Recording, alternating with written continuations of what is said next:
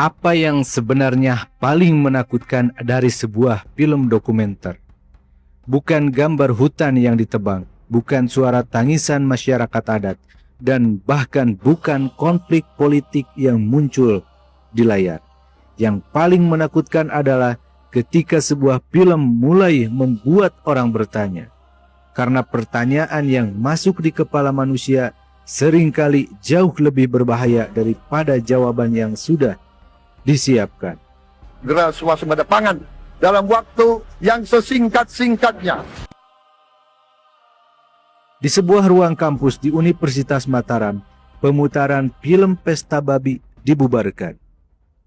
Namun anehnya, semakin dibungkam, nama film itu justru semakin menggema, seperti api kecil yang ditiup angin terlalu keras, dan publik mulai bertanya, film apa sebenarnya yang begitu mengusik hingga diskusinya dianggap berbahaya?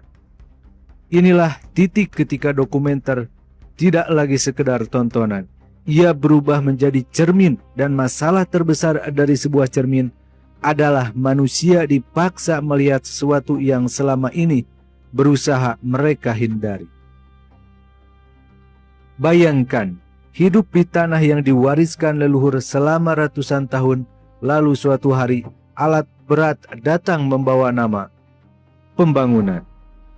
Di atas kertas itu disebut kemajuan. Di layar presentasi itu disebut investasi nasional. Tetapi bagi sebagian masyarakat adat di Papua Selatan, itu terasa seperti perlahan kehilangan rumah tanpa pernah benar-benar pindah. Film Pesta Babi membawa penonton masuk ke wilayah Merauke, Bopen, Digol, dan Mapi. Kamera tidak bergerak seperti media televisi biasa yang terburu-buru mengejar headline. Kamera dalam film ini justru diam, memperhatikan, mendengar, membiarkan sunyi berbicara. Dan disitulah rasa tidak nyaman mulai tumbuh. Karena penonton tidak hanya melihat hutan ditebang, mereka melihat identitas yang perlahan dipisahkan dari akarnya. Mereka melihat masyarakat yang bukan sekedar kehilangan pohon, tetapi kehilangan arah hidup yang selama ini menyatu dengan tanah adat. Ada alasan mengapa judul film ini memakai kata Pesta Babi. Bagi sebagian orang luar Papua itu mungkin terdengar asing, bahkan provokatif. Namun bagi masyarakat adat Papua, babi bukan sekedar hewan ternak. Ia adalah simbol kehormatan, hubungan sosial, hingga spiritualitas budaya. Ketika seekor babi hadir dalam ritual adat, itu bukan hanya tentang makan, itu tentang martabat, tentang hubungan manusia dengan leluhur, tentang identitas yang diwariskan lintas generasi. Dan tanpa disadari, film ini sedang menyampaikan pesan psikologis yang sangat dalam. Manusia bisa bertahan hidup tanpa gedung modern, tetapi sangat sulit bertahan ketika identitasnya dicabut perlahan. Itulah mengapa banyak konflik sosial di dunia sebenarnya bukan bermula dari ekonomi, tetapi dari rasa kehilangan makna hidup. Yang membuat film ini terasa kuat bukan karena narasinya keras, justru karena ia tenang. Tenang seperti seseorang yang sudah terlalu lama menahan rasa takut.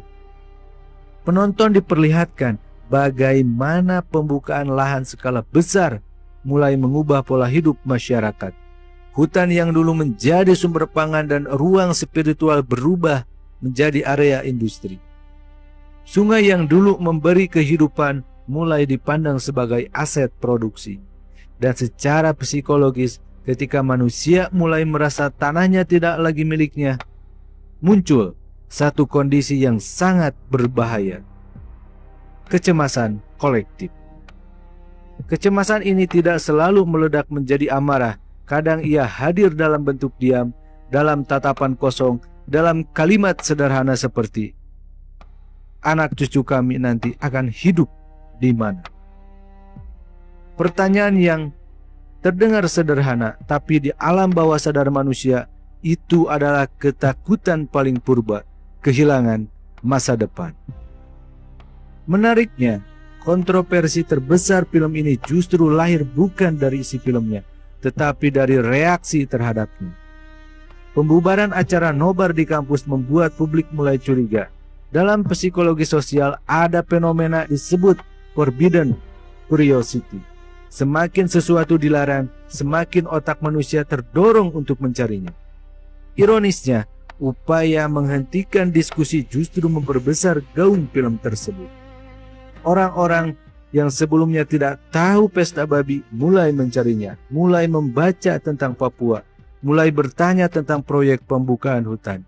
Dan di era digital, rasa penasaran adalah bahan bakar paling kuat untuk viralitas. Film ini disutradai oleh Dandi Laksono bersama Sipri Pajudale, dua nama yang dikenal sering mengangkat isu sosial, lingkungan, dan ketimpangan kekuasaan. Namun yang paling kuat dari dokumenter ini bukan teknik sinematografinya, bukan juga sudut kameranya, melainkan keberaniannya memperlihatkan sesuatu yang sering disembunyikan oleh kebisingan narasi pembangunan. Bahwa di balik setiap proyek besar selalu ada manusia kecil yang mencoba bertahan agar tidak dilupakan. Dan mungkin disitulah alasan mengapa film ini terasa mengganggu bagi banyak orang. Karena pesta babi tidak memaksa penonton memilih siapa yang benar atau salah. Film ini hanya membuka pintu, lalu membiarkan publik melihat sendiri isi di dalamnya. Tetapi masalahnya, setelah seseorang melihat kenyataan dari sudut pandang yang berbeda, sangat sulit baginya untuk kembali menjadi orang yang sama. Itulah kekuatan sesungguhnya dari sebuah dokumenter investigatif. Ia tidak selalu mengubah dunia secara langsung, namun ia bisa menanam satu pertanyaan kecil di kepala manusia. Dan terkadang, satu pertanyaan kecil itulah yang perlahan mengubah segalanya.